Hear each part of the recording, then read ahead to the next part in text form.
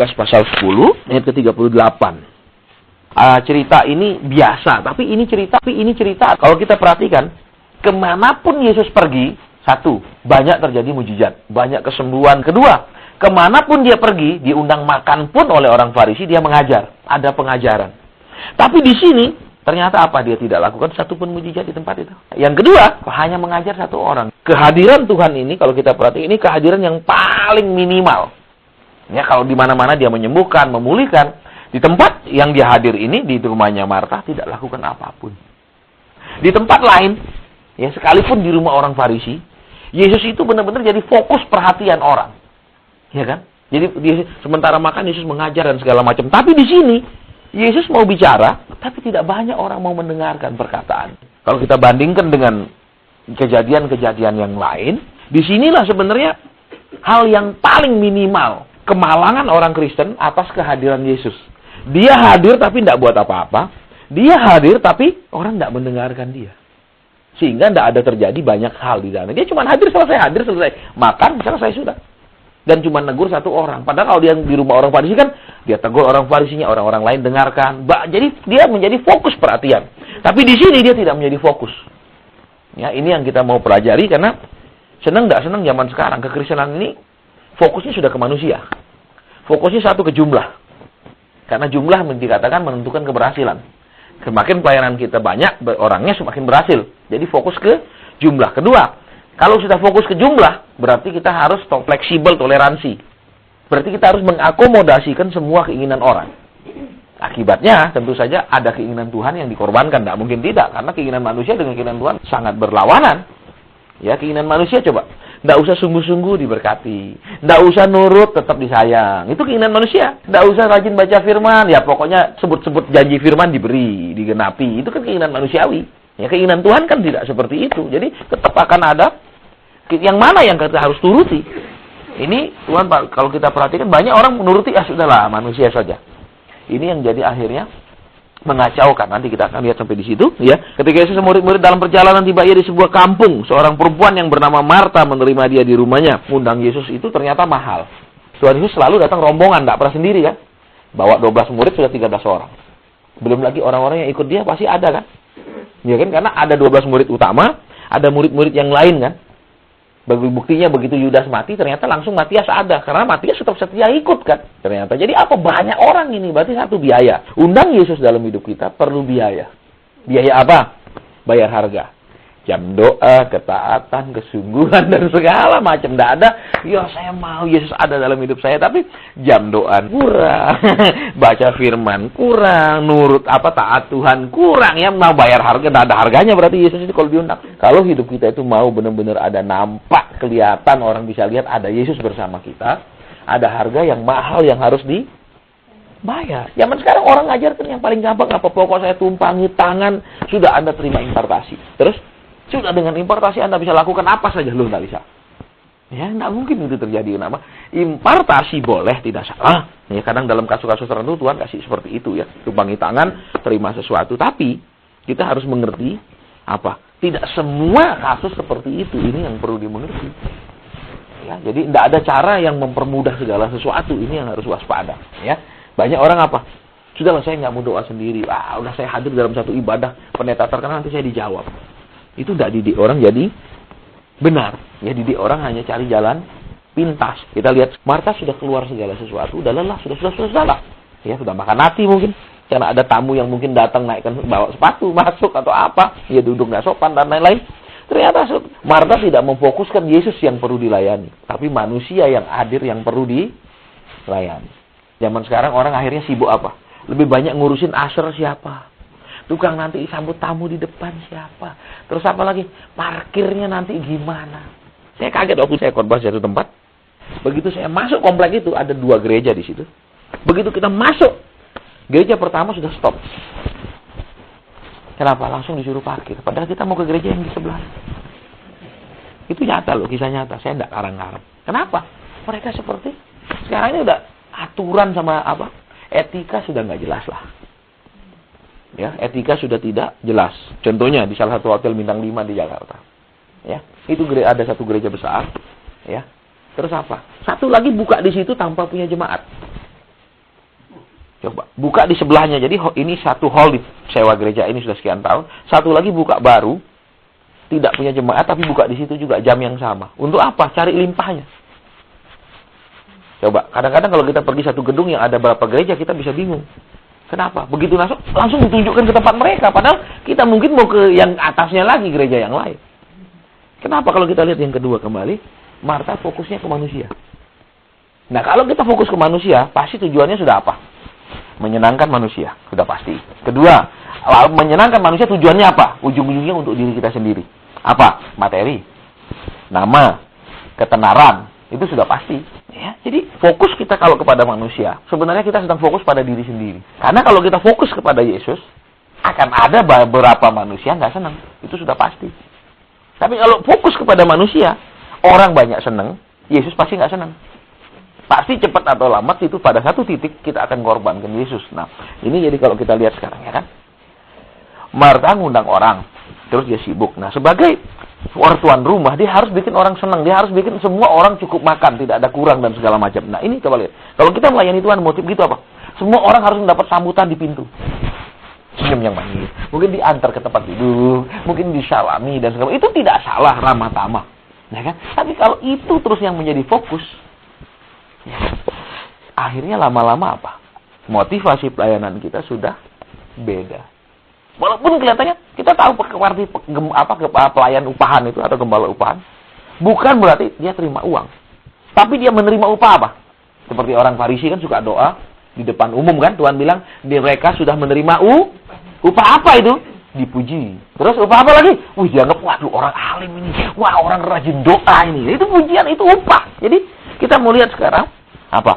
Ketika kita motivasi fokus ke orang, kita sedang mencari upah yang lain dari yang Tuhan mau beri. Ya, dan kita bilang mereka sudah menerima lah. Kalau sudah menerima terus mau apa? Itulah upahnya, terus apa lagi? Tidak ada kan karena sudah terima. Marta sibuknya apa? Ngurusi orang. Untuk menyenangkan orang, yakinkan orang dan segala macam ini. Pelayanan zaman sekarang adalah, maaf kata, seringkali ketika khotbah yang diperhatikan oleh para pemimpin adalah apakah jemaat saya bisa tertawa, bisa memberi respon.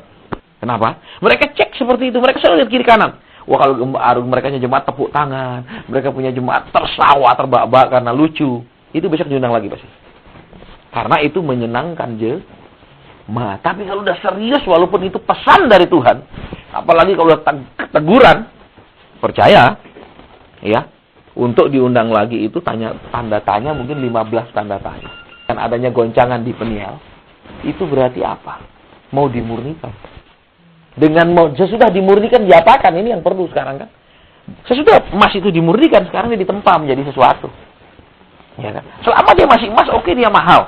Tapi lebih mahal lagi kalau dia sudah terbentuk. Ya kan? Sudah ada bentuknya lebih mahal daripada emas batangan. Ya kan?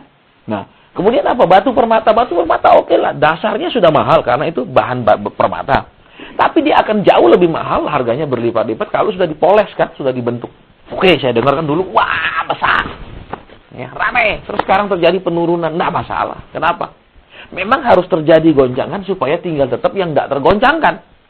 Apa yang nggak tergoncangkan sekarang? Motivasi yang murni tidak akan tergoncangkan. Melayani Tuhan karena ingin nyenengkan Tuhan. Ini motivasi yang murni cuma tujuannya Tuhan. Aja ujung-ujungnya pokoknya kata Tuhan, tidak ada kata lain. Ya, kita harus berani bayar harga untuk tidak jadi orang populer. Tidak menjadi orang yang seperti dunia mau. Wah, berhasil tuh, tambah gede tuh, tambah rame tuh. Nah, orang lihat bertumbuh, orang lihat berkembang. Motivasi Marta apa? Pertama memang undang Yesus, ya kan? Oke lah, mau kasih makan mungkin karena di desa itu kan desa miskin. Ya, kasihan lah mungkin. Tapi kita lihat lagi. Sesudah orang banyak datang, motivasinya berubah kan? Dia ingin menampilkan pelayanan yang baik kepada siapa? Kepada orang-orang lain, bukan kepada Yesus. Nah, sekarang kita mau lihat.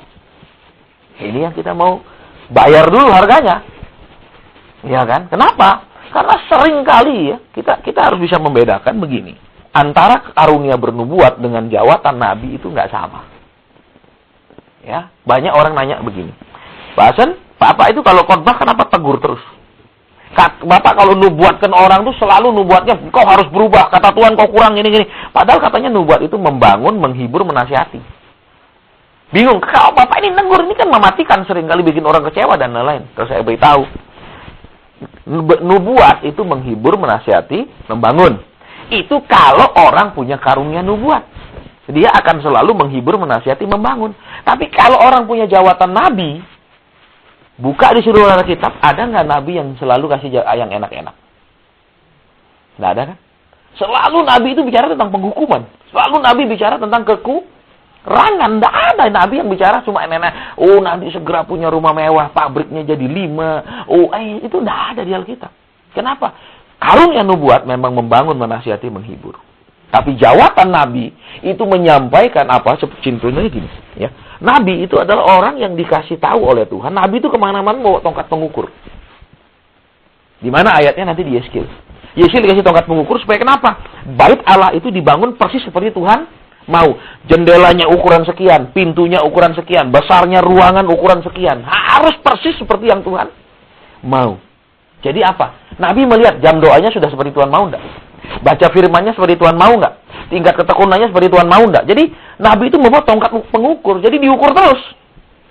Nah, orang paling enggak seneng kalau dibegitukan. Maunya apa? Sudah, biar ukur, katakan 1 meter, saya cuma daru 35 cm, anggap saja 1 meter.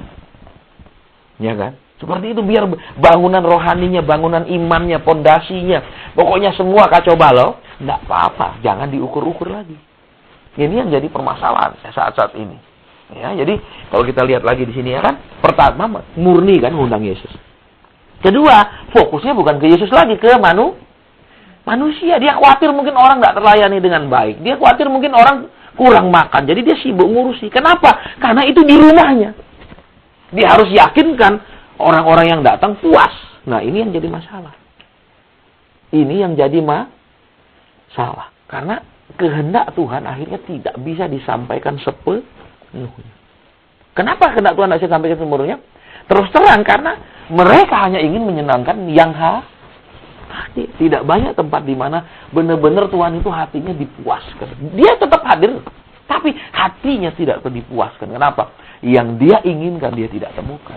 Kembali ke sini sekarang, kita mau apa ini? Mau bikin manusia senang atau Tuhan senang? Cuma dua. Ya dua-dua nggak ada. Tidak pernah bisa dua-dua disenangkan. Karena level rohani orang berbeda. Ada orang yang hanya cari Tuhan untuk disenangkan Tuhan. Ada orang cari Tuhan ingin senangkan Tuhan. Jadi kalau yang sudah sampai level ingin menyenangkan Tuhan, dia akan senang dengar apa perintah Tuhan, apa yang Tuhan mau dalam hidupnya. Dia akan senang karena dia sudah, aku ingin menyenangkan Tuhan. Jadi apa yang aku harus lakukan, aku kerjakan untuk Tuhan. Tapi kalau orang yang datang dengan rohani, aku harus dijawab Tuhan, ditolong Tuhan. Dia disuruh melakukan sesuatu, dia akan bilang, buat apa yang begini-begini? Ya, kita harus jadi orang yang radikal, ekstrim dalam arti, siapa yang kita layani? Ya, makanya itu saya ada tulisan, yang jadi bos siapa? Ya, salah satu khotbah saya itu yang jadi bos siapa sebenarnya gitu. Ya, ini. Jadi, terus kita lihat lagi. Ya, sedang Marta sibuk sekali melayani. Nah, lihat ayat 40. Dia sibuk sekali melayani. Di dalam pelajaran peperangan rohani, itu ada yang namanya roh eksploitasi. Roh eksploitasi itu apa? Roh yang bikin orang anak-anak Tuhan ini kehabisan tenaga, kelelahan karena terlalu banyak pelayanan. Bisa begini. Orang bisa telepon, aduh misalnya, tante tolong saya. Sebentar lagi telepon lagi. Tante, satu hari bisa 5-6 orang nelpon. Tersedot habis kekuatan. Sehingga kadang-kadang sudah lelah, nggak bisa doa, nggak bisa baca firman, karena udah blank di kepala. Itu bukan dari Tuhan. Banyak orang dikirim kepada kita untuk kita layani, tapi itu ada yang bukan dari Tuhan. Artinya, hanya orang-orang yang diutus oleh iblis untuk nyedot kita punya kekuatan, ngedot kita punya kekuatan rohani. Sehingga apa? Blank, kosong. Kenapa? Karena terlalu banyak. Bisa memang salahnya kita, nggak bisa ngatur, tapi sering kali kita juga hati-hati. Seperti misalnya kayak orang, Pak, saya mau konseling. Ada orang cuma mau konseling untuk apa? Cari peneguhan. Padahal dia sudah diteguhkan 10 pendeta. Tapi 10 pendeta ini tidak cocok seperti maunya. Walaupun 10 pendeta ini bilang yang sama misalnya. Kita harus cek, Tuhan, ini orang gimana? Bisa juga Tuhan bilang, keras hati. Kalau dia ada keras hati, ya sudah. Maaf, nggak bisa. Kalau Tuhan nggak bilang, kenapa? Jangan lempar mutiara ke jumur. Mati. Percuma. Buat babi, biar itu mahal, buat dia nggak ada artinya dia. Ke jumurnya mulut itu kan dia. Itu bukan makanannya dia. Dan dia tidak bisa hargakan. Saya nggak bilang ada setan nih, bukan. Ya, tapi satu hal, ya, ada orang yang datang dengan maksud tulus ke dalam persekutuan, ya kan? Ada orang membawa satu roh lain ke dalamnya. Itu yang kita harus, karena kan di mana ada gandum di situ ada lalang. Selalu Alkitab bilang di mana ada domba di situ ada kambing. Kembali ke sini, kalau kita fokus ke Tuhan, domba terlayani dengan baik. Kalau kita fokus ke kambing, kambing yang terlayani dengan baik karena kemauan kambing yang dituruti. Bukan kebutuhan domba yang dipenuhi. Ini yang kita harus perhatikan. Ya, kalau domba kenapa? Dia perlu makanan sehat. Ingat, cara makan domba sama cara makan kambing sampai hari ini tidak pernah sama. Ya kan? Kambing paling tidak suka makan nunduk ke bawah sambil makan rumput. Dia selalu cari daun-daunan. Karena dia nggak suka nunduk. Sampai hari ini. Kalau domba nggak suka makan daun-daunan, dia selalu cuma makan rumput, kepalanya selalu nunduk. Sampai hari ini. Sekarang ada orang yang mau makan firman, dengar firman walaupun dia hadir dalam persekutuan, dalam ibadah. Untuk apa? Untuk nunduk sama maunya Tuhan. Ada orang tegak. Apa? Merasa, ayat apa lagi sih? Ya, saya sudah tahu semua. Semua hamba Tuhan sudah saya pernah dengar khotbahnya. Ya kan? Semua seminar saya sudah pernah ikut semua.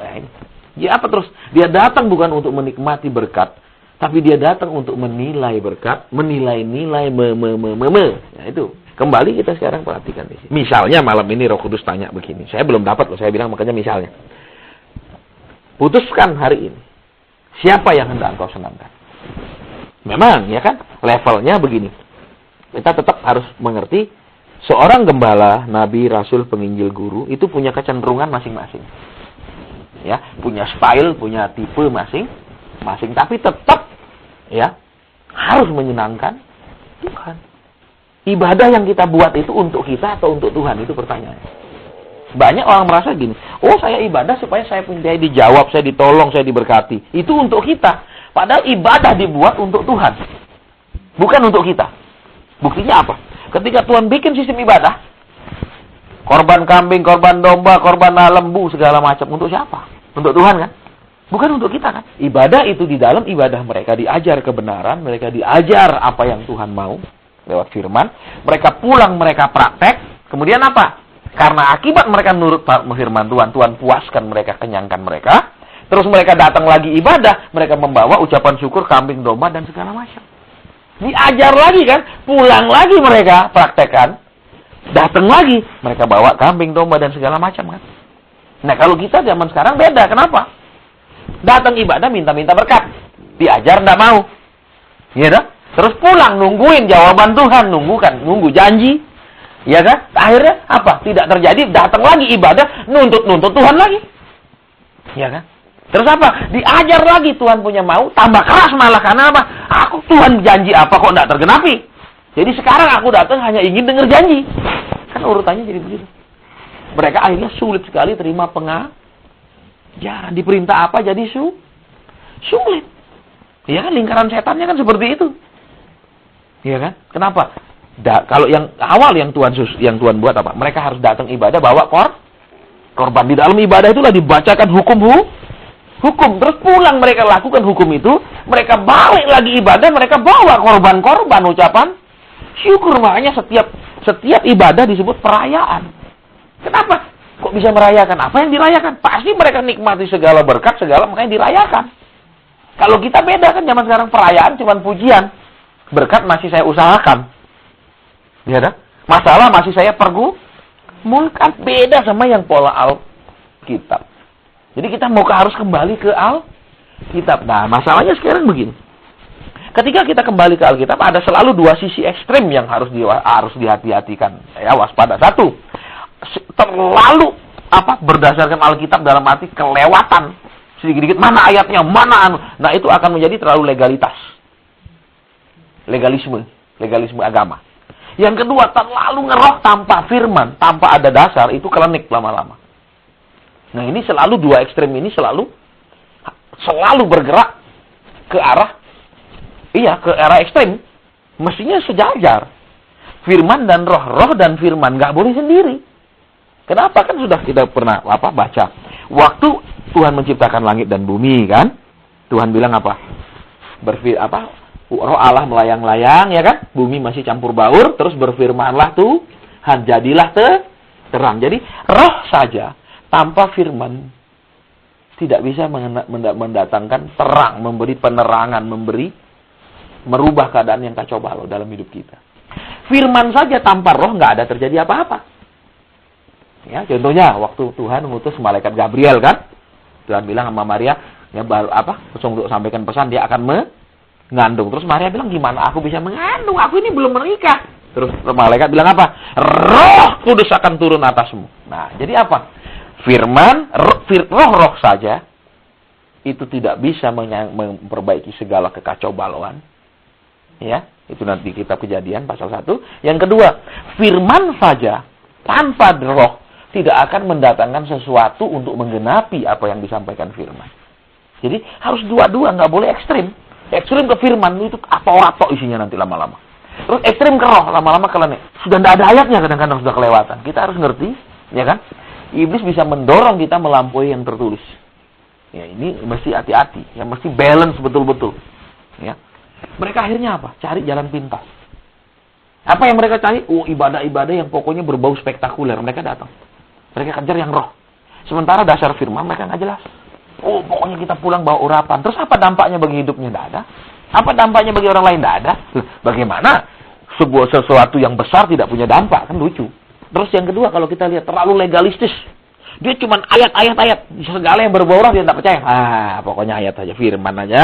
Yang sesuai pernyataan, penglihatan, udahlah kita jangan percaya. Nah, itu juga salah. Bagaimana cara kita membalancekan kedua ini? Kembali, kuat di firman, akan dibawa mengenal pribadi Roh Kudus. Bergaul dengan Roh Kudus akan dibawa kepada melakukan firman. Dia bolak-balik, nggak boleh pisah. Jadi, nggak boleh orang kuat di firman, tapi nggak bergaul sama roh. Kuat di roh, nggak tahu firman. Ini akan nggak bahaya sekali. Ya, karena saya ketemu seperti itu, orang bisa apa? Tiap kali ibadah, itu bisa tidak ada firman. Cuma penglihatan, pernyataan, lama-lama bahaya. Tapi ada juga yang 10 tahun cuma ibadah, ada firman, tidak ada penglihatan, pernyataan Tuhan, dan itu juga salah. Ya, karena kita harus mengerti, kita punya dua, roh dan firman. Nggak boleh salah satu, nggak boleh salah satu yang diutamakan, dua-dua harus utama. Karena kenapa? Kalau kita nggak kuat firman, ngeri. Ada seorang pengusaha, dia kan ditelepon, dia cerita sama saya waktu saya khotbah di gereja di tempat dia. Pak, saya kena tipu. Saya tanya kenapa? Ada pendoa Pak, telepon saya, rumah saya ada setan. Ya udah, karena dia takut, udahlah, yuk Pak, tolong datang, usir. Berapa minggu lagi ditelepon lagi sama orang itu. Saya masih lihat lagi loh, Cik, masih ada itu di rumah itu. Oke lah, datang lagi, doa lagi. Nggak lama lagi, Cik, masih ada lagi, Cik. Jadi dijadikan sapi perah. Karena tiap datang kan ada duitnya. Lama-lama dia mikir, seberapa banyak sih setan di rumah saya, kalau nggak pergi-pergi terus, terlalu ada. Yang kedua, ya, yang kalau kita perhatikan, orang yang selalu ngeroh tanpa firman. Orang yang nggak ngerti pasti kena, begini. Ya, sering kalau dalam ibadah, ya, ada orang yang selalu habis ibadah minta uang. Selalu habis ibadah nantang orang suruh nabur. Selalu. Nah, ini juga nggak benar. Kadang Tuhan mau mereka melakukan sesuatu, tapi tidak setiap kali mereka harus lakukan sesuatu. Itu yang mesti hati-hati. Ya, apalagi dengan roh intimidasi. Intimidasinya begini. Tuhan bisa bicara loh ke hatimu. Sekarang 50 juta, jangan tahan. Orangnya bingung. Benar nggak Tuhan ngomongnya? Sekarang ini kesempatan terakhirmu hari ini. Dia tambah stres. Kalau aku nggak kasih nanti bener. Tapi kalau aku kasih, ini aku nggak pernah denger. Tuhan ngomong. Jadi ini sudah satu pola intimidasi. Ya, jadi apa? Tuhan sudah ngomong tapi engkau tidak dengar. Nah, ini kan susah orang. Ya benar juga, memang saya tidak bisa dengar kok. Akhirnya apa? Keluarlah dia. Ya sudah. Ini juga akal-akalan. Ya, akalan zaman sekarang seperti itu. Kenapa? Sekarang kita harus belajar dewasa. Kenapa? Semua informasi yang didapatkan bisa benar, tapi semua solusinya bisa salah. Ini yang harus dimengerti. Kenapa? Dukun tenung pun punya roh, tahu masalah kita sebelum kita ngomong.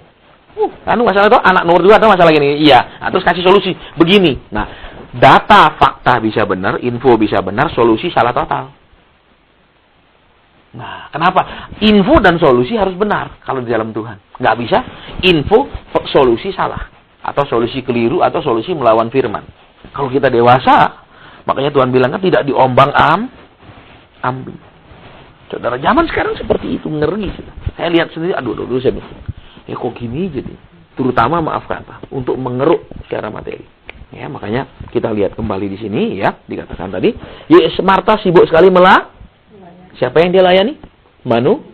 Nah, sekarang sesibuk apapun sebuah pelayanan, ya, tujuannya harus tetap melayani Tuhan, bukan manusia. Saya sering ngomong di mimbar, maaf saudara, saya khotbah bukan buat saudara senang ya, buat Tuhan saya senang. Saya bilang, saudara mau senang nggak senang kalau saya disuruh khotbah? Karena sering kali juga saya dulu gini, begitu saya khotbah keras, saya lihat muka mereka, nggak enak, saya marah sama Tuhan. Tuhan kok suruh khotbah tegur lagi, kau tahu umatmu ini sudah ditegur. Kok suruh aku tegur lagi, Terus Tuhan bilang apa? Aku memberi mereka kesempatan. Lah sudah, aku khotbah lagi, sudah tegur lagi. Nanti Tuhan bilang, aku masih beri mereka kesempatan. Jadi panjang sabarnya Tuhan, walaupun orang-orang salah, tapi dia terus beri kesempatan. Nah, orang-orang merasa apa? Ya kita tidak lakukan yang ditegur kan tidak apa-apa. Kita ditegur sudah sekian kali, tapi kita tidak lakukan. Mungkin dia memang keras sih tegurannya. Nah, kita jadi kesel Tuhan. Buktinya kok tidak lakukan apa-apa sama orang itu kan? Kok suruh tegur, tapi tidak lakukan kok juga tidak apa-apa. Jadi akhirnya apa? Kita marah kepada Tuhan. Saya pernah seperti itu. Jadi lama-lama anak buah berani marahin bos. Ini yang bahaya juga. Jadi kembali ke sini kan, makanya ingat di kitab Yeremia kan, yang nulis kitab itu kan bukan Yeremia, namanya Baruk kan.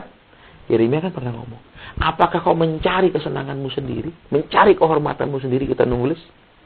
Karena waktu Baruk disuruh tulis kutukan, kemarahan Tuhan segala macam, kan dia ngeri. Terus kan jadi tegur Tuhan, nanti coba dibuka di Yeremia. Ya kan yang nulis itu, Baruk bin Neria itu. Ditegur sama Tuhan. Karena Tuhan suruh apa, dia ngeri juga yang lakukan yang Tuhan mau. Nah, kembali ke sini, zaman sekarang hamba Tuhan kalau tambah sibuk, tambah banyak pelayanan, tambah naik, tambah bangga. Ini yang bahaya juga. Tanpa disadari, dia bukan meninggikan Tuhan, meninggikan dirinya yang penuh jadwal. Ini juga kadang-kadang harus kita harus ngerti. Ya. Terus, kita lihat lagi. Ayat 40, kenapa? Orang datang ternyata bukan cari Yesus. Kita harus waspada, ibadah-ibadah yang kita lakukan. Apakah membuat orang cari Yesus atau membuat orang mencari makanan yang kita sediakan? Makanan yang kita sediakan apa? Penghiburan. Tenang, sebentar lagi Tuhan tolong. Terus apa penghiburan kita? Sudah percaya dia pasti jawab. Belum tentu dia jawab. Kenapa? Di Alkitab banyak contoh orang-orang yang tidak terjawab kok. Buktinya kan Tuhan ngomong. Di zaman Elia banyak janda di Israel. Tuhan coba tolong satu janda Sarfat. Janda Israel ini tolong? Nah, kedua, zaman Elisa banyak orang kusta di Israel. Siapa yang ditolong? Cuma satu disembuhkan, Naaman, orang Syria. Yang sakit kusta yang lain? Ya tetap mati kusta kan? Orang yang hadir di dalam pertemuan Marta dan Maria itu tidak banyak yang fokus kepada Yesus. Fokusnya kepada makanannya Marta. Makanan yang Marta apa? Menyenangkan yang datang. Menyenangkan yang datang apa? Penghiburan melulu. Masa tiap kali ibadah cuma isinya hiburan? Memangnya tempat ibadah itu jadi tempat hiburan malam apa? Iya kan? Kita tahu tempat ibadah itu adalah tempat pelatihan, tempat orang belajar. Ya, kalau bahasa Mandarin tempat ibadah itu sampai hari ini tidak pernah dirubah, namanya Jiaotang. Jiao itu artinya pengajaran. Jadi, rumah ibadah itu adalah rumah pengajaran. Zaman sekarang dibikin lain, rumah berkat. Bukan rumah pengajaran, bukan rumah untuk diajar, tapi rumah mata-mata berkat dong, berkat. Otaknya cuman berkat. Ya tidak salah, semua kita butuh duit, semua kita butuh materi, tapi itu bukan yang utama. Apakah orang-orang yang Tuhan taruh, yang terbeban untuk pelayanan ini, mau membuat orang mau terima makanannya dari Yesus atau mau terima makanan kita? Makanan kita apa? Asyir yang ramah, ya kan? Makanannya apa lagi? Kursi yang enak di tempat ibadah. Nah, kan soal sistem yang sangat bagus. Itu kan makanan yang kita beri. Tapi makanan firman-Nya bagaimana? Apakah kita bawa mereka ke Yesus atau kita bawa mereka hanya untuk memenuhi maunya mereka sendiri waktu mereka ketemu Yesus? Nah, apa artinya? Kalau Kristen anak-anak memikirkan diri sendiri. Kalau Kristen dewasa mikirkan Yesus, bagaimana engkau sudah begitu baik, apa yang saya lakukan untuk membalas kebaikanmu? Terus apa? Engkau sudah begitu mengasihi aku. Kiranya aku tidak nyakiti engkau ya Tuhan. Jangan sampai aku ditemukan nyakiti engkau. Nah, kalau Kristen anak-anak, terserah aku mau sakiti Tuhan, tidak sakiti Tuhan, yang penting Tuhan senengkan aku. Ya kan? Jadi, kita mau lihat sekarang fokusnya kemana. Ya, percuma kan seperti Marta. Sudah undang Yesus, malah dimarah-marahin Yesus habis itu. Buat apa kita kerja keras, lakukan segala sesuatu, tapi habis itu bukan pujian yang kita terima, tapi malah teguran yang kita terima. Dan Alkitab ditutup selesai sampai situ. Tidak ada penjelasan kemudian Marta menangis, menyesal, minta ampun, nanti mau undang lagi. Tidak ada sampai selesai, ayat itu selesai. Berarti apa? Marta rohani saat ini, ya, Marta Kristen saat ini sedang dikasih pilihan sama Tuhan. Silakan lanjutkan cerita di bawahnya. Mau ditutup dengan pertobatan, berubah, atau mau ditutup tetap seperti itu kan? Karena cerita ini tidak ada ditutup. Ya kan? Coba saudara perhatikan. Ayat 42 tidak ditutup toh. Selesai sampai di situ toh. Selesai Tuhan ngomong, selesai. Iya kan? Tidak ada penutup cerita, tidak ada akhir cerita. Kitalah yang akan mengisi akhirnya sekarang. Mau diapakan? Ya kan? Apakah kita mau jadi Martanya? Ya, atau Marianya? Marta tidak salah. Kenapa? Ya, dia ini orang pemberi, generous orangnya. Tapi generousnya ini keliru. Tidak to the point. Tidak apa? Istilahnya hit the target. Tidak kena targetnya. Kenapa? Dia lakukan segala sesuatu, tapi dia tidak mengerti bahwa Tuhan tidak senang. Nah, zaman sekarang kan beda. Fokus selalu adalah tentang uang.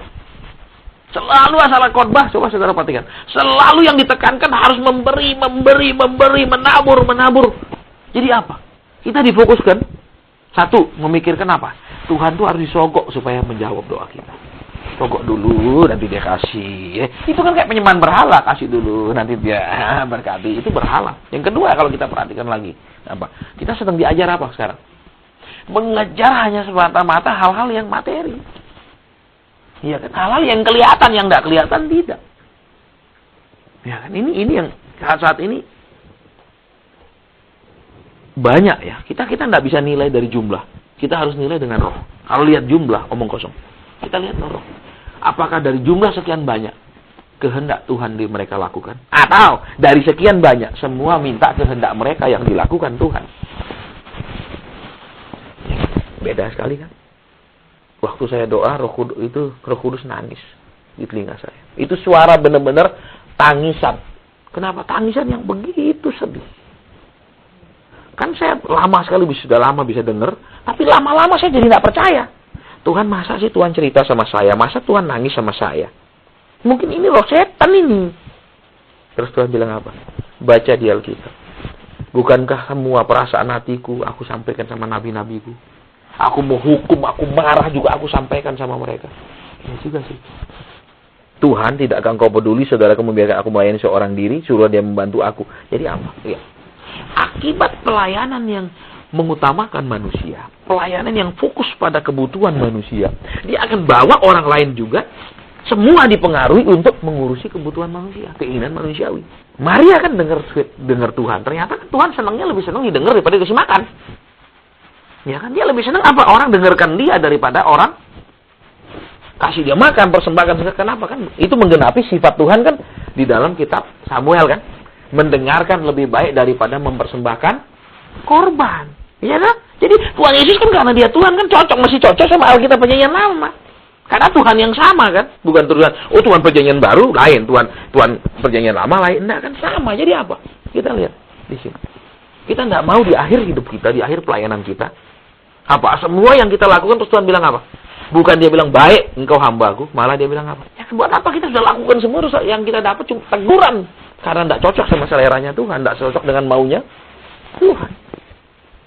Ya, saya pernah sampaikan rasanya dulu, saya pernah saksi, saya diundang ke satu gereja baru yang baru buka cabang. Ini peresmian cabangnya. Ya. Terus saya doa, Tuhan, apa yang saya harus sampaikan? Ya, nanti sore di ibadah sore peresmian gereja itu. Tuhan bilang apa? Sampaikan. Mereka itu di mataku jemaat Laodikia. Miskin, buta, melarat, telanjang. Padahal, maaf, di kota itu, itulah gereja kumpulan orang-orang kaya kota itu. Nah, kita khotbah begitu kan namanya nempilingi orang kaya kan? Iya kan? Itu saya bilang, Tuhan, jangan, kau tahu orang-orang itu kan orang-orang kaya semua. Nah, terus Tuhan bilang apa? Mereka itu jemaat di mataku orang-orang buta, melarat. Ya. Saya bilang, Tuhan, engkau kan tahu ini jemaat bagaimana kaya. Tapi Tuhan bilang apa? Yang kau sampaikan apa? Saya bilang, ya firman-Mu yang aku sampaikan. Kalau aku suruh yang itu, saya bilang, ya jangan Tuhan, kan ngamuk mereka. Tuhan bilang, sampaikan yang aku suruh sampaikan. Dan betul, saudara, lebih parah lagi apa? Begitu saya mau naik mimbar, pimpinannya sudah bisikin saya, Pak, tolong khotbahnya diatur. Artinya isinya itu di setel gitu loh, sesuai mau mereka lah. Ya, bisa bayangkan kan? Tuhan sudah suruh khotbah yang keras, sampai sana begitu saya mau naik mimbar, langsung diberitahu, Pak, tolong. Lah, terus kan tambah tertekan rasanya. Aduh, mateng aku naik mimbar. Tahu gini, tak terima pelayanan di sini. Kan enak daripada ribut. Nah, akhirnya saya sampaikan yang Tuhan mau. Sudah 6 tahun saya tidak diundang lagi. Sampai hari ini. Tidak pernah lagi dia hubungi saya. Tidak pernah lagi minta jadwal dan lain-lain. Ya. Tapi ajaibnya, ya, dulu memang saya bilang, Tuhan, tiap aku khotbah tambah musuh. Tiap aku khotbah tambah banyak orang tidak senang. Terus apa? Tambah banyak gereja yang nutup diri. Nggak mau lagi undang. Bahkan nyebarin, jangan undang dia. Ya, bisa dibayangkan kan, seperti Marta kan selalu pada mempengaruhi, itu sudah pasti. Marta bahkan ngomel ke Tuhan kan. Dia tidak langsung pengaruhi si adiknya, tapi saudaranya, tapi dia langsung pengaruhi Tuhan untuk ngatur adiknya. Iya kan? Tapi pernah saya sebagai Tuhan, kalau gini namanya pelayanan, tiap khotbah tutup, khotbah tutup, khotbah tutup, lama-lama kan habis sudah. Semua nutup kan selesai, nggak ada apa-apa. Terus Roh Kudus bilang gini sama saya, aku Tuhan yang memanggil kamu, aku Tuhan yang mempekerjakan kamu. Orang boleh tidak panggil kamu pelayanan, aku Tuhan yang mempekerjakan kamu, aku Tuhan. Jelas dia bilang, aku. Nggak apa-apa, nggak pusing. Ya karena maunya Tuhan. Boleh pintu tertutup, tapi Tuhan bilang dia adalah pintu. Tutup aja pintu dunia. Tuhan tetap ada pintu satu yang, kalau dia sudah bilang, yang aku sudah buka, nggak bisa ditutup sampai hari ini kan. Jadi kita yang melayani Tuhan apa? Harga ngundang Yesus mahal. Kita berani bayar nggak? Dengan ketaatan, kesungguhan kita dan segala yang berbau sekadar. Mahal, barangnya mahal kan? Kadang sakit. Iya toh? Itu tidak mudah yang sesuatu yang mahal. Terus yang kedua tadi jelas. Iya kan? Apa tadi? Fokusnya kemana sekarang? Jangan fokus yang dulu kita murni ingin Tuhan. Lama-lama aku persekutuanku.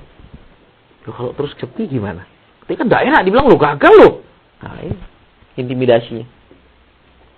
Ya, ukuran manusia selalu yang kelihatan. Ukuran Tuhan sangat sering terlalu tidak pernah kelihatan. Ini yang harus waspada. Ya, kemudian yang ketiga, ya, kesibukan melayani.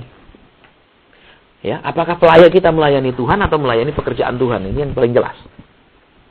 Ya, kalau Tuhan yang kita layani, kehendak Tuhan yang kita layani, bukan kalau kita melayani. Ya, memang tidak salah kita melayani orang berdoa, kita melayani orang apa? No, nggak salah. Tapi ingat, fokusnya harus Tuhan, bukan mereka. Contohnya begini. Ada kebiasaan namanya kalau urapi rumah harus minyak.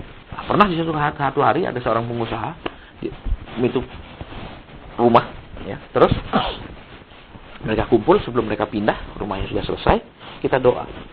Waktu doa ternyata Tuhan tidak suruh lakukan apapun untuk rumah itu. Tuhan hanya bilang, tuh anaknya, anak lakinya yang tamatan Amerika. Tuhan bilang, setiap saat nangis di mobil. Terus saya bilang, maaf ya, karena dia masih muda, 20-an, saya bilang, kamu sering nangis di mobil kan?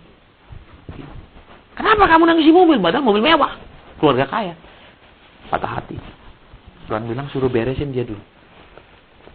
Supaya masuk rumah itu tidak membawa patah hatinya dari rumah lama ke rumah baru. Nah, selesai. Mereka sudah siapin minyak. Saya doa, Tuhan gimana rumah ini? Enggak, Tuhan bilang, perkatakan saja. Nah, untuk rumah itu khusus hanya perkatakan. Ada yang rumah Tuhan bilang bahkan sirami keliling setiap sudut. Ada. Ada yang Tuhan bilang olesi setiap daun pintu, daun jendela. Ada. Selalu ada. Jadi selalu ada. Jadi jangan dibilang, loh Pak, kalau gitu berarti enggak. Ada yang Tuhan bilang olesi depan-depan semua pintu jendela. Ada yang Tuhan bilang di depan gerbangnya olesi. Ada yang Tuhan bilang kelilingi dengan urapan minyak. Ada. Jadi semua ada. Ya, semuanya ada, tapi tidak selalu, tergantung pimpinan roh. Ini yang ya. Terus Tuhan bilang apa? Coba perkatakan, aku tahirkan rumah ini, tahirkan saja. Selesai saya tahirkan. Ya, dia terus tanya, Pak, kau enggak pakai minyak? Tuhan bilang hanya disuruh perkatakan. Jadi kembali ke sini, semua cara itu iya.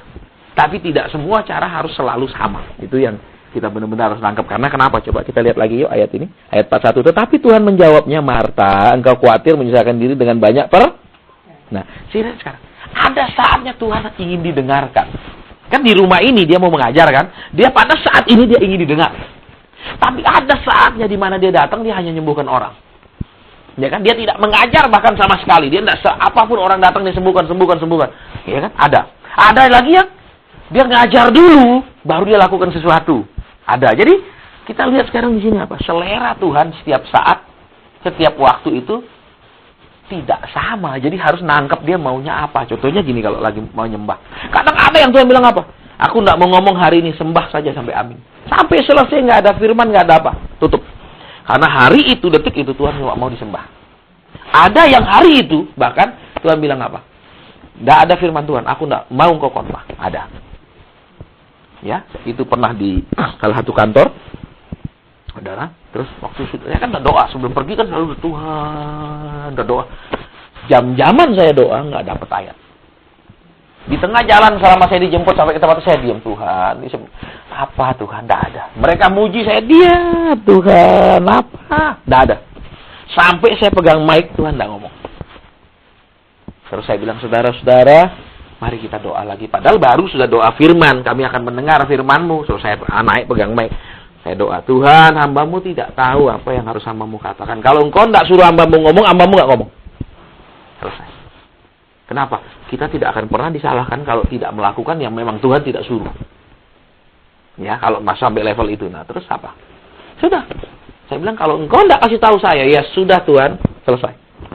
Begitu saya doa, Tuhan kasih tahu. Orang itu selalu suntik insulin tiap pagi. Tanya, Pak, tiap pagi suntik insulin? Iya. Baik, hari ini sembuh. Ada lagi Tuhan bilang, tulang belakangmu dari dulu masalah. Iya, kecelakaan. Hari ini hilang total. Terus dikasih lihat lagi orang hamil, lagi membesar, tiba-tiba pes hilang. Hamil, pes hilang. Terus saya tanya, di sini ada orang yang selalu hamil, tapi tidak pernah sampai melahirkan. Ternyata 3 kali hamil, 3 kali harus dibuang, karena bayinya keracunan. Jadi hamil agak membesar, dikira buang, karena antara ibu atau bayi mati, karena keracunan. Sudah 3 kali. Ya, terus sembuh. Hanya 1,5 jam sembuh. Besok manajernya itu bilang apa? Pak, saya hari ini makan udah 3 piring nih. Dari makan sedikit itu karena diabetes. Hari ini saya 3 piring, Pak, udah nggak apa-apa. Sampai hari ini. Jadi seleranya Tuhan harus ditangkap. Misalnya, hari ini kepingin makan apa? Hari ini kepingin makan apa? Nggak mungkin tiap hari dia ingin makan yang sama. Mungkin dia lagi senang makan apa? Hari ini dia bilang, ini lagi, besok ini lagi. Tapi masa seminggu dia kepingin itu terus? Pasti, enak aku lihat ini. Ya, nah, ini seleranya ini mesti ditangkap. Saudara, saya punya hobi apa? Kalau saya sudah suka makan satu makanan, saya bisa 3 hari makan itu terus-menerus, nggak bosan. Tak bisa sudah 3-4 hari. Nanti bulan depan kalau saya sentuh barang itu, makanan itu lagi. Ya, itu kesukaan saya seperti itu. Jadi kita lihat di sini apa? Hari itu Tuhan tidak selera makan-makan di meja sama murid-murid. Dia lagi selera ngajar kan. Coba kita lihat. Kalau cerita lain, ngumpul dia ngajar, ya kan? Lagi makan dia tanya, Simon, aku mau tanya kamu, ya kan? Ada berbeda, selalu berbeda. Makanya di sini kita harus belajar apa? Nangkep hatinya. Bahkan contohnya gini. Ya, kalau kita lagi nyanyi, tiba-tiba Tuhan bilang apa? Sering kan habis khotbah, kita mau doa itu Tuhan bilang, nyanyikan lagu ini, aku mau. Kadang-kadang kita cuma nyanyikan sebentar, belum sampai selesai. Tapi kalau Tuhan yang bilang, aku ingin dengar lagu ini, suasananya jadi langsung berubah sama sekali. Orang bisa rasa sesuatu berubah. Karena kenapa? Pas seleranya Tuhan hari itu dengar lagu itu. Marta, kamu nyusahkan diri. Terus apa? Padahal kan kita lihat, Yesus waktu di orang-orang Farisi Saduki senang juga dilayani. Dia nggak pernah bilang orang Saduki jangan layani, duduk sini dengar firmanku. Enggak kan? Kadang ada waktunya dia hanya menikmati makanan, sambil makan ngajar ringan-ringan. Ada waktunya dia enggak kurus makanan, dia ingin ngajar serius. Jadi harus ditangkap. Sehingga apa? Kita orang Kristen tidak berjalan menurut legalisme doktrin. Kalau menurut doktrin kan, begitu datang harus nyanyi. Nyanyinya dulu apa? Lagu lambat, agak cepat, terus cepat, lambat, firman. Itu sudah kebaca. Pokoknya sudah kalau lagi serius, lagi meriah itu pertengahan ibadah. Itu sudah tahu, pertengahan pujian itu sudah tahu kita. Tapi sudah lagu slow, itu mau firman, sudah hafal. Itu kan sudah kebaca teorinya. Padahal kita ngerti Tuhan punya selera. Kadang sering di tengah ibadah dia dia bilang stop, aku tidak mau dengar pujian lagi. Aku mau melakukan sesuatu. Nah, terus hamba Tuhan juga kadang di tengah-tengah khotbah Tuhan bilang apa? Cukup. Tidak usah selesaikan khotbahmu. Aku mau kerja sesuatu. Jadi nangkepnya ini. Nah, saudara-saudara yang melayani Tuhan di tempat ini, ya, harus nangkep ke arah itu. Level pergaulannya minimal harus sampai level 3 sama Tuhan. Itu supaya kenapa? Nangkep hatinya Tuhan. Contohnya gini, orang datang, kita enggak, karena kan ada yang orang yang datang kita sama sekali tidak tahu dia butuh apa. Ya kan? Tapi ketika kita peka, aku tahu, aku harus beri orang itu sesuatu. Misalnya gitu. Tepat sekali, sehingga apa? Dia akan pulang, dia bilang, benar Tuhan perhatikan aku. Bukan kita yang dipuji karena kita melakukan sesuatu, tapi dia bilang, ternyata Tuhan perhatikan aku. Ternyata aku tidak ditinggal, ternyata Tuhan masih urus aku. Itu yang bikin apa? Kan tujuan kita mempermuliakan nama Tuhan, baik lewat pujian maupun perkataan maupun perbuatan. Ya, kemarin tahun lalu di akhir tahun kan saya ada pelayanan. Waktu itu Tuhan suruh apa? Aneh sekali. Tuhan ngomong, di sini ada orang punya bufet tua. Tuhan bilang bufet tuamu itu jual. Bawa uangnya persembahkan untuk pembangunan gedung. Ada satu ibu angkat tangan, iya, saya punya bufet tua sekali. Tuhan bilang jual. Uang itu bawa ke gereja, serahkan untuk pembangunan. Ada lagi. Tuhan bilang kau datang naik sepeda motor butut. Tuhan bilang sepeda motor bututmu itu serahkan hari ini. Dia bawa kuncinya itu, saya lihat dari kuncinya Yamaha tua itu. Waktu dia maju, saya pegang, saya sudah takut. Tuhan, orang miskin kok Tuhan paksa kasih. Orang kaya Tuhan suruh kasih normal. Lah kalau orang ini miskin sepeda motor tua gini pun dia masih pakai, berarti dia nggak punya uang. Tuhan suruh serahkan. Saya nggak berani terima, saya taruh di mimbar itu. Suruh pendetanya yang terima. Karena ngeri. Kenapa? Lah orang sudah kita tahu begitu miskinnya, suruh serahkan motor. Terus besok dia pakai apa? Tapi orang itu taat. Ya. Terus berapa waktu lalu dia hubungi saya, Pak, saya terima 100 kali lipat tepat. Motor itu 2.500.000 harganya karena motor tua. Dia sekarang terima rumah 250 juta dikasih orang percuma. Nah, saya sebagai hamba Tuhan kan, Tuhan ini orang miskin loh Tuhan, masa sepeda motor tua gini kau minta apa tega gitu loh. Soalnya kan kita jadi hamba Tuhan juga. Itu kan memang bukan buat saya, tapi buat gereja karena gereja sedang membangun, ya. Saya sendiri bilang, masa sih kau tega? Tuhan orang nggak punya duit, kau paksa keluar duit. Tapi kadang-kadang ya Tuhan tuh kayak gitu. Kenapa? Untuk ada sesuatu terobosan, orang harus melakukan hal yang sangat sakit. Sangat sakit buat dia. Hasilnya apa? Dia nggak bisa lagi pergi kerja, karena motor itu satu-satunya. Dia kan masih naik kendaraan umum. Nah, kendaraan umum kan lebih mahal daripada punya motor. Ongkos-ongkos. Gitu. Tapi kemudian Tuhan lakukan sesuatu. Tapi nggak boleh terus habis itu tiap kali ibadah kita minta supaya habis itu dia terima pelipatan. Kalau nggak disuruh Tuhan hasilnya 0. Ya makanya banyak kalau kita ibadah kita lakukan sesuatu tapi bukan karena disuruh Tuhan. Ya itu 0 seringkali nggak kembali apa. Kalau bilang aku nggak suruh, aku nggak tanggung loh. Sekalipun hambaku yang berkata, tapi kalau bukan atas perintahku, aku tidak pernah tanggung jawab. Banyak orang kan cuma Maria terbaik mendengarkan Tuhan. Memang iya. Ya. Tapi kita harus lihat kembali. Apa?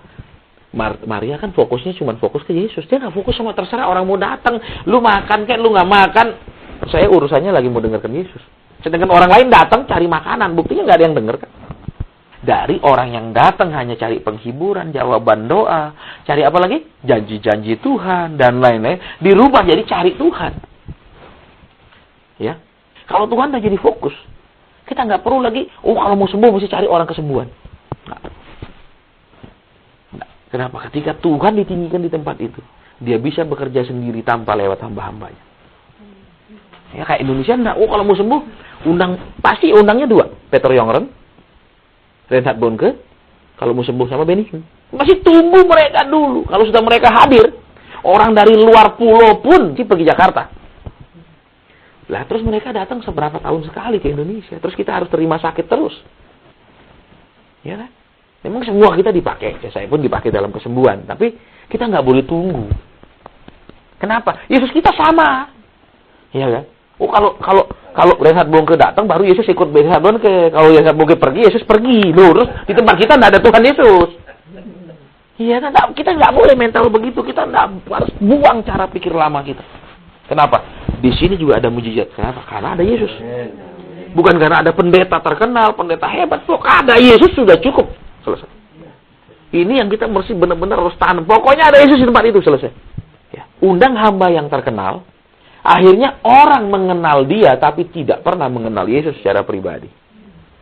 Ini harus kenapa? Oh, si anu. Loh, dia terus yang disebut. Yesusnya? Enggak. Allah kita Allah yang cemburu.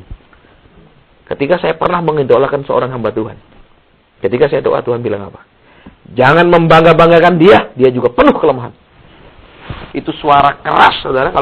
Kalau saudara bergaul sama Tuhan, dengar suara yang keras, itu berarti dia levelnya Tuhan lagi marah. Kita bisa bedakan dari jenis suaranya, intonasinya dia lagi ngapain.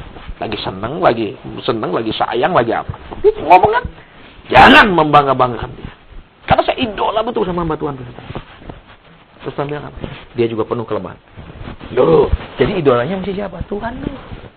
Dengan kita cuma sama Tuhan, kenapa? Kita bisa terima siapapun yang datang. Ini yang pertama. Ya, kedua, ya, dengan itu kita bisa terima firman dari siapapun. Kadang orang pilih. Kalau pendeta terkenal punya firman, dia terima. Amin. Kalau pendeta biasa, siapa lu ngomong? Ini bahaya yang Kristen begini. Ya, itu firman Tuhan selalu sama. Siapapun yang menyampaikan, dia diurapi, tidak diurapi menyampaikan, firman tetap firman, tidak berubah. Ya, ini yang kita mau hargakan, yang kita tangkap firmannya. Ya, saya juga belajar di situ. Kadang-kadang merasa, pendeta biasa. Gitu lah. Saya seperti itu sering. Terus apa? Dia juga nyampaikan firman. Apa yang disampaikan? Firman. Walaupun mungkin dia tidak bisa jelaskan dengan detail.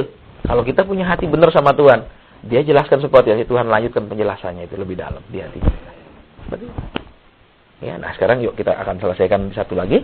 Ya, coba buka Injil Yohanes. Tadi sudah tentang bayar harga, ya kan? Tentang fokus ke Tuhan, tidak nyenengkan manusia. Terus apa? Ngerti seleranya Tuhan, maunya apa hari itu dan lain-lain. Ya. Sekarang kita mau belajar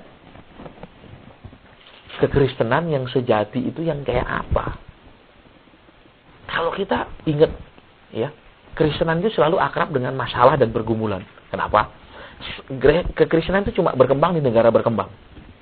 Yang tidak ada jaminan sosial yang baik, ya kan? Sehingga apa? Orang nggak berharap ke negara sekarang. Kalau nggak makan, mereka berharap ke Tuhan. Kalau berharap kemana nggak makan? Nggak pusing, ada jaminan sosial kok, ya kan? Jadi ingat, kenyamanan, kemakmuran itu seringkali menjadi pembunuh iman. Karena kenapa? Karena kekristenan hanya diceritakan, diajarkan sebagai batu lompatan menuju kekayaan dan kemakmuran. Kekristenan itu cuma dicerita sampai kemakmuran selesai nggak ada cerita lanjutnya. Ya, Yohanes pasal 14 ya. Jadi di sini besok kita bahas tentang bagaimana kita menangani orang bermasalah dengan benar. Ya, besok itu supaya kenapa? Semua kita adalah pelayan. Jangan sampai kita berikan penanganan yang salah. Seperti kalau jadi dokter kan ada standar kerja kalau menangani misalnya ruang ICU. Ada semua, ada standarnya. Ya, semua pakai standar, nggak benda-benda. Iya kan? Nanganinya gimana? Misalnya pasien ini malaria. Pertama apa yang harus dikerjakan? Pasien ini kecelakaan. Pertama apa prosedur yang harus dikerjakan? Itu semua ada urutannya. Nah, besok kita belajar menangani orang bermasalah itu gimana? Apa sudahlah, percayalah, atau ya itu kamu dihukum, atau kamu pasti ada dosa. Yang mana gitu loh. Ya, Yohanes 14 ayat 1. Janganlah gelisah hatimu, percayalah kepada Allah, percayalah juga kepada. Nah, Tuhan bilang apa di sini? Percaya kepada Allah Bapa, percaya kepada Tuhan Yesus loh. Apakah percaya sama Allah Bapa sama percaya sama Tuhan Yesus beda? Apa tuh Allah Bapa sama Tuhan Yesus beda? Nah, pertanyaannya begitu. Nah, sekarang kita lihat dulu. Ini menjadi sumber masalah orang Kristen saat ini. Kenapa? Satu, kita tahu. Kita percaya kepada Allah pencipta langit dan bumi saja, tapi tidak percaya Yesus kan tidak selamat. Kita percaya pokoknya ada Tuhan, oke. Tapi tidak terima Yesus kan tidak selamat. Jelas. Itu jadi percaya sama Allah, percaya sama Yesus masih baru klop. Baru selamat. Kedua, sesudah orang diselamatkan percaya Yesus, seringkali orang tidak perlu merasa perlu belajar firman Allah. Itu masalahnya. Satu pihak, ya, mereka percaya, pokoknya saya percaya ada Tuhan. Ya kan? Tapi Alkitab bilang kalau engkau tidak terima Yesus, engkau tidak selamat. Jadi tidak bisa cuma percaya ada Tuhan toh. Ini. Yang kedua, kita lihat orang Kristen sudah selamat, ya, karena mereka selamat. Sekarang masalahnya adalah mereka tidak perlu rasa perlu belajar firman, nyelidiki maunya Tuhan, sifatnya Tuhan. Mereka tidak rasa perlu. Yang penting kami sudah selamat. Tuhan kami itu apa? Allah kasih. Ya. Jadi kami, ya pokoknya kami tidak bikin dosa yang besar-besar lah, yang tidak terlalu jahat lah. Ya kan? Akhirnya apa? Kita tidak pernah tumbuh sampai benar-benar bikin senang dia. Kita cuma bikin dia tidak marah, tapi bikin senang enggak. Beda kan bikin tidak marah sama bikin senang. Seperti anak, ya dia tidak pernah bikin orang tuanya marah. Dia baik, tapi juga tidak pernah bikin orang tuanya bangga. Loh kan juga susah. Kan pasti apa? Bikin orang tua itu jadi bangga dan senang kan tujuannya. Kembali, kita sering menyalahkan orang yang tidak percaya Yesus sebagai orang yang tidak diselamatkan. Tapi kita yang sudah percaya Yesus belum tentu selamat. Karena tidak lakukan firman Allah. Jadi makanya Tuhan Yesus bilang, percaya sama Allah, percaya kepadaku. Jadi gak harus dua, kalau harus gato bener. Kalau satu, nggak selamat, nggak jadi apa-apa. Nah, apa dah maumu? Walaupun nangis. Ya, saya juga sering kalau Tuhan bilang gini, kenapa? Nggak sesuai mauku Tuhan. Gitu. Tapi ya sambil nangis nurut. Gitu. Ya. Nah, di situ bedanya. Walaupun saya rasanya, tapi iya sudah, tapi aku bilang iya itu seperti anak-anak yang dipaksa nurut itu loh, pasti dia nangis. Ya. Bulan Januari kemarin, ya, saya bisa dulu akhir tahun itu ngambil sahabat. Ya, 1,5 bulan, 1 bulan minimal. Saya masih tidak ada pelayanan untuk minta visi Tuhan tahun depannya apa. Terus waktu itu Tuhan Yesus datang kasih kalung. Pasang kalung. Saya bilang, Tuhan ini kalung buat apa? Gitu loh. Ini kalung apa? Saya tanyain karena dipasangi kalung. Terus waktu itu dia ngomong begini, itu kalung kasih setia. Saya bilang, untuk apa Tuhan? Gitu. Karena kamu belajar setia walaupun banyak tantangan. Jadi kamu Boris sudah pakai kalung itu. Ternyata memang saya renungin gini, Tuhan, pelayananku ini selalu menimbulkan perbantahan. Selalu menimbulkan pertentangan. Ya kadang saya bilang, Tuhan, aku kadang tidak kuat. Kenapa? Kalau umatmu yang bantah aku maklumi. Karena mereka tidak ngerti. Karena mereka belum tahu firman. Tapi kalau para hambamu itu yang tentang-tentang, sakit sekali Tuhan. Ya. Oke, jadi sekarang lihat, harus percaya kepada Allah Bapa dan Yesus. Harus dua-dua. Percaya sama Yesus, harus lakukan perintah firman Allah. Harus ikat dua-dua, nggak boleh salah satu. Ya, ini. Terus di bawahnya, di rumah Bapakku banyak tempat tinggal. Nah, kita lihat sekarang. Yesus bilang apa? Orang-orang yang ikut dia itu memang harus sampai memikirkan apa? Pulang. Bukan berarti kalau sudah tua mau pulang, bukan. Atau sudah susah, tidak ada jawaban mau pulang karena putus asa. Enggak, tapi kita lihat. Ya, kalau kita lihat sampai di bawahnya dulu, ya. Ya. Jika tidak demikian tentu aku mengatakannya kepadamu sebab aku pergi ke situ untuk menyediakan tempat Lihat. Yesus memang tugasnya dia waktu turun ke dunia sudah selesai. Tugas yang diberikan Bapaknya waktu turun loh. Kenapa? Disalib, selesai kan? Tapi tugasnya sudah disalib nggak selesai. Habis itu ada tugas baru. Menyiapkan kita, anak-anak Tuhan ini untuk pulang. Dalam arti menyiapkan kita ini untuk hidup berkenan sampai nanti tinggal bersama dengan dia dan Bapa lamanya. Jadi kita mau lihat di sini dulu ya. Jadi ngapa saja kita percaya tobat baptis? Kita anggap apa? Sekarang tugasnya Yesus melakukan maunya kita. Kita anggap itu kalau aku udah jadi obat Tuhan, anak Tuhan nih. Apalagi jadi pengurus terus. Aku ada masalah, Tuhan ingat aku sudah berkorban jadi pengurus. Jawab. Ya, terus apa lagi? Aku sudah loh Tuhan, ingat itu Tuhan, ingat loh. Memangnya Tuhan enggak tahu, memang ada catatannya. Semua ada catatannya. Apapun yang kita lakukan ada catatannya. Ya, baik. Nah, jadi yang kedua kita harus ngerti apa di poin di sini, ya. Pekerjaan Tuhan Yesus tidak selesai sudah percaya tobat baptis. Ada lewat pekerjaan firman memurnikan, menyucikan kita. Kenapa sudah Kristen sudah tobat nih? Dia merasa kalau sudah Kristen dia sudah tobat. Salah. Jadi Kristen itu awal pertobatan, bukan sudah tobat. Ya, karena nanti akan ada pertobatan lain, pertobatan terus akan ada pertobatan. Ya, oke, itu yang kedua, poin kedua. Terus yang ketiga, ya. Dan apabila aku telah pergi ke situ, telah menyediakan tempat, aku akan datang kepadamu, bawa kamu ke tempatku. Jadi yang ketiga apa? Ikut Tuhan Yesus itu sampai punya kerinduan hal untuk tinggal bersama. Nah, kalau kerinduan orang zaman sekarang diajar apa? Kerinduan duit, berkat, materi. Kenapa? Cuma masalah uang. Terus kekayaan diomongkan, dikhotbahkan. Kenapa? Itu yang mereka ingin jemaat lakukan, tapi jarang punya kerinduan supaya jemaat menjadi dewasa. Yang ingin dilakukan apa? Saudara harus belajar nabur. Saudara harus belajar sogok Tuhan untuk dijawab. Loh. Kasih dulu baru Tuhan jawab. Loh. Nggak seperti itu Tuhan kita. Tuhan kita maha kaya, butuh apa? Masa butuh sogokan?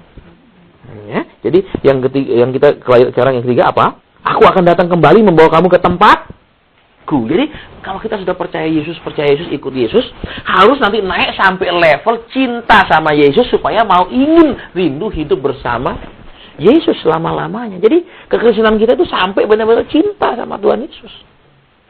Karena itu kuncinya hidup nggak ada stres. Hidup nggak ada tekanan, itu kuncinya di situ. Ya, yaitu nanti kita akan lihat sampai jatuh cinta sama Yesus itu kuncinya. Nanti kita ambil di kitab Ratapan. Ya, baik, kita lanjutkan dulu. Ya. Terus dikatakan supaya di mana aku berada kamu pun pertumbuhan selanjutnya itu adalah sudah ikut Tuhan, di mana Tuhan ada di situ. Nah, ingat waktu Tuhan sebelum disalib dia bilang apa? Ya kan? Di mana hambaku aku ada di situ hambaku ada kan dia bilang gitu. Jadi kita mau lihat sebenarnya di sini di mana aku ada di situ kamu ada. Jadi apa? Ada persatuan yang selama-lamanya. Tapi sebelum persatuan selama-lamanya juga mesti ada latihan di dunia ini. Ya kan? Di mana aku ada di situ hambaku ada. Jadi apa? Mengikut benar-benar dari dekat. Bukan ngikut dari jauh. Kalau ngikut dari jauh kan satu di mana. Walaupun diikut tapi jaraknya 3 kilo. Jadi kan dia lain. Kalau dia nempel betul kan di mana sekarang? Oh, di jalan anu. Sama, ya berdua nih. Karena nempelnya dekat. Jadi di sini kita lihat poinnya apa? Tuhan ingin kita itu benar-benar ikut Tuhan tuh benar-benar dekat. Caranya gimana? Sampai ngobrol sama Tuhan, manja-manjaan. Ya bisa kalau mau tidur, Tuhan aku ingin dipeluk engkau tidur. Kayak apa? Kayak seorang anak yang bisa manja sekali sama bapaknya. Tapi manja positif, bukan manja negatif. Manja negatif apa? Aku tidak perlu lakukan firman-Mu, kau harus beri aku.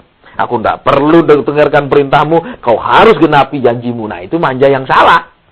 Ya, kalau manja yang benar itu apa? Tuhan, aku ingin rasa hadirat-Mu. Tuhan, aku kangen. Nah, itu manja yang benar. 4. Kemana aku pergi, kamu tahu jalan ke situ. Kata Thomas, Tuhan, kami tidak tahu kemana engkau pergi. Nah, lihat, coba lihat. Tuhan, kami tidak tahu engkau mau pergi kemana. Coba. Thomas ikut Tuhan sudah lama. Tidur makan sama Tuhan. Sekarang Tuhan bilang, kamu tahu kemana aku mau pergi, kemana? Dia tahu jalan Tuhan. Aku tidak tahu Tuhan kamu mau kemana. Coba. Ikut Yesus tapi tidak tahu mau dibawa kemana. Nah, orang zaman sekarang kan gitu, betul? Ikut Yesus tapi dibawa kemana? Pokoknya nanti mati masuk surga. Ya, kenapa? Saudara dan saya harus tahu ada. Alkitab bilang apa? Langkah-langkah orang yang berkenan itu diatur tuh. Setiap langkah diatur Tuhan. Makanya kenapa banyak orang masuk jurang, nyemplung. Karena langkahnya jalan sendiri. Kalau dia jalan satu menurut maunya Tuhan, boleh tetap ada masalah. Memang akan ada tetap masalah. Tapi tidak fatal. Ya, itu masalah tidak fatal. Baik. Kemana? Lihat Thomas ayat 5. Kemana Tuhan kami tidak tahu kemana engkau pergi. Ada orang cenderung mengajar Yesus cuma apa? Ikut Yesus diberkati. Jadi Yesus cuma mimpin kepada berkat. Ada yang kedua, yang ekstremis. Pokoknya ikut Yesus sengsara. Kenapa? Nyanyinya rumahku ada di dalam surga. Amin. Di dunia kontrak dan ngemper terus. Itu misalnya dia ngajar gitu. Nanti di surga aja. Terus apa lagi? Yang kedua, ya. Dia akan ngajar yang berbau-bau pokoknya nanti di surga saja. Di dunia enggak. Ini juga ekstrim. Kita harus tahu apa? Tuhan memperhatikan kebutuhan jasmani kita, Tuhan memperhatikan kebutuhan rohani kita. Nanti Kamis kita bahas itu bagaimana menangani orang bermasalah. Ya, harus tepat yang diagnosis pengobatan masalah itu harus tepat. Gimana caranya? Ya, supaya nanti kita nggak kasih obat yang salah. Saya pernah dikasih obat yang salah, saudara hampir mati. Ya, saya ketumat malarianya. Terus pagi dilarikan ke rumah sakit, ke dokter. Itu ketor rumah dokternya pagi, dokter yang itu. Terus apa? Dia kasih obat yang super keras buat saya. Sedangkan saya punya luka lambung. Langsung kira-kira setengah jam saya minum obat itu, ini tumben saya seumur hidup saya lihat ini bengkak gede. Terus dilihat dan saya teriak kesakitan. Dokter yang lain lagi dipanggil. Begitu dia lihat ini obat tidak boleh. Ini obat tidak boleh. Kenapa? Kalau orang ada masalah dengan ini bahaya. Ini tidak boleh dipakai untuk orang. Jadi apa? Disuntik kembali untuk netralisir obat yang sudah masuk. Jadi apa? Diagnosisnya harus tepat. Diagnosisnya tepat, mati. Lihat. Tuhan kami tidak tahu kemana engkau jadi Kristen ini jadi apa? Oh, supaya cukup kaya, diberkati, tidak ada masalah, gitu. Terus nanti mati masuk surga, gitu kan? Kita lihat. Tuhan itu seringkali mimpin, kita ngerti. Terus jadi bagaimana kami tahu jalan ke Situ coba lihat. Akibat kita tidak tahu fokusnya Tuhan maunya dalam hidup kita apa. Tujuan akhirnya sebuah perjalanan kekristenan apa. Kita tidak tahu jalan. Dan karena nggak tahu tujuannya, terus mana manusia tahu jalannya kan? Mesti tahu tujuan dulu, baru cari jalannya. Ini tujuan tidak tahu, bagaimana bisa menentukan jalan. Contohnya mau kemana sekarang? Nggak tahu. Lah terus mau jalan kemana? Ya, aku cari jalan ke Ano. Nah, oke, kita cari jalannya ya. Itu kan. Jadi kita kembali ke ayat 1 sampai ayat ketiga tadi. Tujuan kekristenan itu apa? Ya, percaya Bapa, percaya Tuhan Yesus. Dua-dua harus klop. Terus harus lihat di bawahnya, hubungan sama Tuhan itu harus sampai rindu sama sorga. Aku rindu Tuhan. Besok bersama dengan Engkau, itu kerinduanku besok. Aku rindu menyembah Engkau di situ besok. Jadi saya simpan kerinduan, ingin bertanya besok. Sampai kita tumbuh itu sampai inginnya apa sekarang? Oke lah, kita butuh materi, butuh semua. Tapi nanti sampai benar-benar ingin bersama dengan Tuhan terus. Itu kerinduan yang paling tinggi. Ya kan? Jadi setiap ada apa-apa, nanti aku jauh dari Tuhan nanti aku tidak ketemu dia gitu. Itu kerinduan. Jangan gitu. Kenapa takut di Kristen? Takut masuk neraka. Loh, kenapa takut masuk neraka? Ya soalnya panas. Oh, jadi karena panas ingin masuk surga. Nah, ini kan repot. Ya kan, jadi apa? Kita bisa ingin dekat dengan Tuhan tapi dengan alasan yang sama sekali tidak benar. Ya, kenapa ingin masuk surga? Soalnya kan Alkitab bilang ada ratapan dan retak gigi. Loh, ini kan salah sudah motivasinya. Bukan karena rindu sama Tuhan, cuma karena ketakutan masuk neraka. Terus ayat 6. Kata Yesus kepadanya, akulah jalan lah. Thomas nggak tahu tujuan. Makanya nggak tahu jalan. Terus Yesus bilang, akulah jalan kebenaran dan hidup aja. Saudara dan saya mau lihat bukti kebenaran firman kan? Betul? Bahwa benar apa yang dialami Daud kita bisa alami. Apa yang dialami Abraham kita alami. Jangan cuma cerita. Bagaimana mengalami kebenaran firman? Ayo jalani dulu dong. Kuncinya jalani dulu. Kalau orang Jawa bilang lakoni sih. Lakukan dulu yang Tuhan mau. Kalau mau bukti kebenaran firman, ndak jalani mau Tuhan dulu, ndak ada ceritanya. Kayak saya dulu kan, saya nggak tahu, saya pernah kita ndak sama saudara di sini, saya pernah merubah Alkitab. Waktu saya nganggur 4 tahun. Saya bilang ini ceritanya bohong semua. Daud ditolong lah, saya 4 tahun ditolong apa? Saya bilang, ya kan? Terus semua kan Yusuf diangkat lah, saya apa diangkat? Dihancurkan kayak gini. Saya bilang ini cuma cerita bohong. Saya pernah ngomong gitu. Hampir saya robek ini Alkitab, saya bakar. Waktu saya mau bakar, Roh Kudus ngomong gini. Ini tidak pernah akan terjadi dalam hidupmu kalau engkau tidak percaya. Lah kan saya sudah percaya. Nah, percaya itu artinya taat, nurut, bukan cuma sekedar ya saya percaya tapi terus tunggu, tidak ada. Nuh percaya tapi bikin bahtera, betul? Dia bilang, "Oh, aku percaya akan banjir ya Tuhan, bikinkanlah." Nah, itu dia yang bikin. Padahal dia tidak pernah bikin bahtera. Ya kan? Itu jadi percaya itu artinya taat. Karena hanya orang yang taat bisa percaya. Ketaatan itu membuktikan orang percaya. Kalau percaya toh tidak taat, namanya tidak percaya. Contohnya kan, seperti misalnya kita diperiksa dokter. Waduh, ini gawat nih. Harus segera nih masuk rumah sakit. Kita tidak percaya dia. Saya nggak rasa sakit kok masuk rumah sakit. Enak aja. Kita tidak percaya kan kita tidak lakukan. Tapi kalau kita percaya pasti kita lakukan. Nah, sering orang Kristen merasa dengan hanya percaya tidak lakukan, itu namanya sudah percaya. Tidak bisa. Jadi, akulah jalan kebenaran dan jadi jalani dulu, baru lihat kebenaran, lihat bukti. Terus akhirnya apa? Jalan kebenaran dan hidup. Sesudah melihat bukti daripada semua kebenaran, janji, kegenapan, segala macam, hidup semua rohani. Hidup semua. Dan kita jalani yang maunya Tuhan, semua hidup. Tidak ada bagian yang tidak ada seorang pun yang datang kepada Bapa kalau tidak melalui. Nah, lihat di sini. Kalau secara teologi ini diterjemahkan apa? Tidak ada seorang pun nanti sampai di surga kalau tidak melalui Yesus. Tapi coba lihat dari atasnya, ini juga ada pengertian lain. Kita kan semua butuh jawaban dari Tuhan Yesus. Kita semua butuh pertolongan dari Tuhan Yesus.